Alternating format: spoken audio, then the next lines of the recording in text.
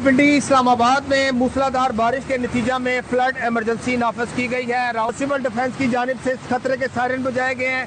देखा इस्लामाबाद में वो भी उड़ रही थी, तो आप जरा उस चीज़ से भी इज्तनाब करिए।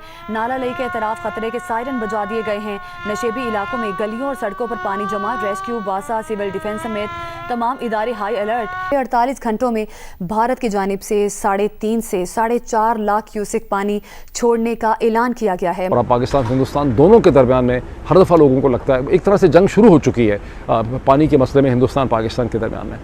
इस वक्त पाकिस्तान के मुख्तलिफ इलाकों में थ्रेट अलर्ट, रेन अलर्ट जारी कर दिया गया है। इमरजेंसी नाफिज है, फौज तलब हो चुकी है, मुख्तलिफ जगहों पर रेस्क्यू ऑपरेशंस जारी हैं। इसके साथ ही साथ 2 डैम्स जो हैं वो टूटे हैं, और डैम्स जब टूटते हैं तो फिर आपको पता है कि तबाही ही तबाही होती है। बयानात बड़े देते हैं कि जी हम ये करेंगे, लेकिन हम खड़े वहीं के वहीं हैं। हम तो सर पर लाठी पड़ती है तब भी सीखने के लिए तैयार नहीं है।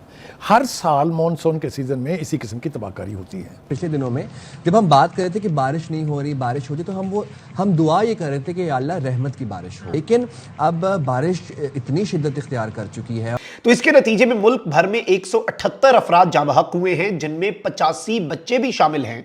जबकि इस दौरान टोटल इस साल की मानसून अभी तक की हम बात करें तो 491 अफराद जो हैं वो जख्मी भी हुए हैं। तारीखी कटास राज मंदिर ज़ेरे आब आना हो या फिर लहराबी डैम का टूटना, ये सब इंसानी गफलत की दास्तानें हैं। एडवानी जी ने जब पाकिस्तान का विजिट किया तो वो इस कटास राज टेम्पल्स गए थे। वो साहब 2022 में भी इसी किस्म के फ्लड्स आए थे, लेकिन हमने शायद तारीख से कुछ नहीं सीखा। तो बात इमरजेंसी तो नाफिज की जाती है, लेकिन इस सूरत हाल का मुस्तकिल हल आज तक नहीं निकल सका। इसी तरह चकवाल, कलर कहार और गिरदोनवा में 423 मिलीमीटर बारिश के बाद जो तबाही हुई वो महज बारिश की शिद्दत का नतीजा नहीं बल्कि हमारी अपनी कोताहियों का अक्स भी है। नमस्कार दोस्तों, रियल हिंदुस्तान में आपका स्वागत है। दोस्तों, इस वक्त पाकिस्तान एक बार फिर से बाढ़ की विनाश लीला से जूझ रहा है और इस बार रावलपिंडी समेत कई शहरों में तबाही की तस्वीरें सामने आ चुकी। हर ओर पानी ही पानी है और हर बार की तरह इस बार भी पाकिस्तान ने इसकी जिम्मेदारी भारत पर डालने की कोशिश की है। पाकिस्तान एक बार फिर बेशर्मी की हदें पार करते हुए ये दावा कर रहा है कि भारत ने झेलम नदी का पानी छोड़ दिया और इसलिए वहाँ बाढ़ आ गई। भारत ने पहले भी चेतावनी दी थी। हर बार की तरह इस बार भी भारत ने समय रहते सूचना दी, लेकिन पाकिस्तान की सरकार, नकारा सिस्टम और भ्रष्ट प्रशासन ने कोई ठोस कदम नहीं उठाया और आज नतीजा ये है कि सड़कों पर नावें चल रही हैं और घरों में पानी घुस चुका है। भारत सालों से कहता आ रहा है कि पाकिस्तान को मजबूत डैम बनाने चाहिए ताकि जल प्रबंधन किया जा सके, लेकिन पाकिस्तान ने आज तक ना कोई डैम ठीक से बनाया और ना कोई जल नीति अपनाई, और हर बार जब बाढ़ आती है तो भारत को विलन बना दिया जाता है। इस बार बारिश ने पाकिस्तान की सारी पोल खोल दी है। ना भारत ने अभी कोई ज्यादा पानी छोड़ा, ना ही कोई जल युद्ध चल रहा है। ये तबाही सिर्फ और सिर्फ पाकिस्तान की नालायकी की वजह से है और पाकिस्तान इस आत्म धोखे में लगातार डूबता जा रहा है। कटास राज टेम्पल्स जो शायद 7 टेम्पल्स की एक सीरीज है और ये टूट गए उनमें से, और बहुत बुरा हाल है पाकिस्तान में टेम्पल्स का। वैसे ही पाकिस्तान में हिंदुओं का, बेचारों का बहुत बुरा हाल है। तो वो अब इसमें से 5 रह गए हैं। प्रॉबेबली 2006 में, जहाँ तक मुझे याद पड़ता है, या 2005 में एडवानी जी ने जब पाकिस्तान का विज़िट किया तो वो इस कटास राज टेम्पल्स गए थे। उसके बाद फिर पाकिस्तान को होश आया कि भाई ये तो बड़ा इम्पॉर्टेंट है, हम हिंदू जो बड़े बड़े लोग आएंगे या जो टूरिस्ट आएंगे उनको हम इम्प्रेस कर सकते हैं। तो फिर उन्होंने रिपेयर का काम शुरू किया। ये बड़ी सुंदर जगह पे वादियों के बीच में है, और पाकिस्तान जो आज का पाकिस्तान है वो by the way Hindu civilization का गढ़ रहा है। और चाहे वो सिंध की वो तहजीबें हों, मोहनजोदाड़ो की वो हों जगह हों, टेक्सला की हम तहजीब की बात करें, लाहौर, कसूर, लॉर्ड राम के बेटों के नाम पे बने हुए शहर हैं। और ये वो असल में कटास राज टेम्पल्स हैं जहाँ पे बताया जाता है कि बाबा नानक जी द ग्रेट ने भी विज़िट किया था, तो गुरु नानक जी भी वहाँ गए। फिर जब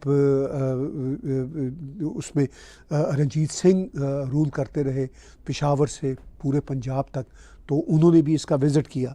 तो अब इसमें जो आप देख रहे हैं, जो सैलाब की तबाहकारियाँ हो रही हैं, तो उससे उसकी जद में ये भी एक टेम्पल्स की एक पूरी सीरीज़ है, और दुख हो रहा है मुझे ये देख के। तो मैं ये ख़बर भी जो है आपके साथ शेयर करना चाह रहा हूँ। आप देखिए किस तरह बिल्डिंग के अंदर से पानी गुजर के अब नीचे गालबन उसी तालाब में गिर रहा है, और ज़ाहिर है ये अब मौसमी इफ़ेक्ट्स हैं। और दुख होता है जब इतनी अजीम बिल्डिंग्स इस तरह इफ़ेक्ट हो।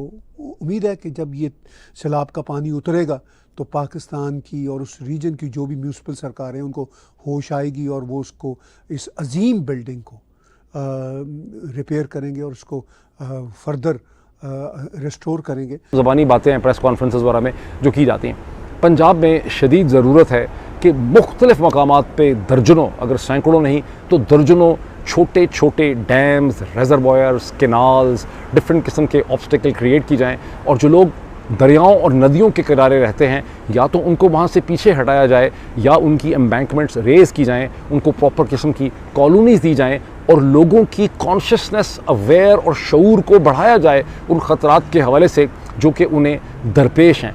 इंडिविजुअल कॉन्शियसनेस, इंडिविजुअल शऊर जो है वो सबसे बड़ी हिफाजत है, सबसे बड़ी सिक्योरिटी होती है किसी भी इंसान की। और उसके लिए जो जेन्युइन डेमोक्रेसी है उसका जो रोल है, मीडिया का रोल है, वो बहुत ज़्यादा इंपॉर्टेंट होता है। पाकिस्तान के केस में डबल ट्रेजेडी ये है कि जो पानी आता है, जो इस वक्त बह रहा है और समुद्रों की तरफ अल्टीमेटली चला जाता है, ये पानी पाकिस्तान के लिए बहुत इंपॉर्टेंट है बिकॉज पाकिस्तान जो है वो एक globally speaking one of the most distressed, दुनिया में जो सबसे ज़्यादा वाटर स्टार्व्ड, जिनमें पानी की शदीद कमी है, उन ममालिक में, उन रीजन्स में पाकिस्तान का शुमार होता है। और अब पाकिस्तान हिंदुस्तान दोनों के दरमियान में हर दफ़ा लोगों को लगता है एक तरह से जंग शुरू हो चुकी है पानी के मसले में हिंदुस्तान पाकिस्तान के दरमियान में। पाकिस्तान में फिर एक और मसला ये है कि पाकिस्तान में बिल्डिंग कोड जो है उसकी कोई प्रॉपर इम्प्लीमेंटेशन, अंडरस्टैंडिंग नहीं है। इमरान खान के ज़माने में जब फ्रंटियर वर्क्स ऑर्गेनाइजेशन FWO को कराची के जो सैलाब थे उसका मुकाबला करने के लिए बुलाया गया तो उस वक्त की बात पता चली थी कि एक तो उसके जो ड्रेनेज नाले थे वो कचरे से बंद थे, उसके अलावा जो बिल्डिंग कोड था वो इस किस्म का था कि जगह जगह ऐसी बिल्डिंग्स बना दी गई जिसके नतीजे में जो फ्लड वाटर होता है, क्योंकि कराची बजाते खुद बहुत बड़ा शहर है, तो फ्लड वाटर की सारी ड्रेनेज रुक जाती थी और शहर पानी में डूब जाता था। चंद दिन पहले जब रिवर सवात के अंदर आपने देखा कि किस तरह इंतहाई बेहिस्सी, बेदर्दी और एक खौफनाक सीन था जब एक सियालकोट से पंजाब से आई हुई पूरा का पूरा ख़ानदान जो है वहाँ डूब के जहाँ बहक होता है, तो वहाँ पर भी बात समझ आई कि रिवर सवात के अंदर उसकी एम्बैंकमेंट्स के ऊपर होटल, रेस्टोरेंट, बहुत सी ऐसी बिल्डिंग्स बनाई गई हैं जिससे दरिया का बहाव, उसका फ़्लो, उसका कैरेक्टर, उसका बिहेवियर जो है वो चेंज हो गया। तो बिल्डिंग कोड भी एक बहुत इंपॉर्टेंट किस्म की इसमें चीज़ है। सो पाकिस्तान का प्रॉब्लम मरीम नवाज़ का या पंजाब की मौजूदा हुकूमत या शरीफ सरदारी का नहीं है, ये पाकिस्तान की मेंटेलिटी का प्रॉब्लम है, पाकिस्तान की पॉलिटिकल क्लास का, टॉप डिसीजन मेकिंग क्लास का, पाकिस्तान के मीडिया का, पाकिस्तान की एलीट क्लास का, बिकॉज उनके अंदर बेहिस्सी है, एलिटिज़म है, वो इनसेंसिटिव हैं और मरने वाले अमूमन गरीब और बेचारा किस्म के लोग होते हैं। ये सेंट्रल टेक्सास वाला फ्लड नहीं है जहां अमीर भी उसकी ज़द में आते हैं। पाकिस्तान का फ्लड गरीब लोगों को इफ़ेक्ट करता है, इसीलिए पाकिस्तान की हुकूमतें जो हैं वो इसके बारे में कोई प्लान और लाहेमल नहीं बना सकती। यहाँ पर आपको समझ आती है अगर आप अक़वाम मुत्तहिदा की इसके हवाले से रिपोर्ट्स पढ़ें, जेन्युइन डेमोक्रेसी जो होती है, जैसे हिंदुस्तान के बहुत से इलाकों में, केरला में फॉर एग्जांपल, जेन्युइन डेमोक्रेसी एक आम आदमी को एम्पावर करती है, एक आम आदमी की हिफाजत, उसका मुस्तकबिल, उसके बच्चे, उसके घर वाले जो हैं वो एलीट के लिए इम्पॉर्टेंट होते हैं। एलीट वहाँ भी होते हैं लेकिन एलीट को डेमोक्रेसी कंपेल करती है कि वो एक आम आदमी के हकूक़, उसकी ज़िंदगी, उसका फ्यूचर, उसके मुस्तकबिल का ख्याल रखे।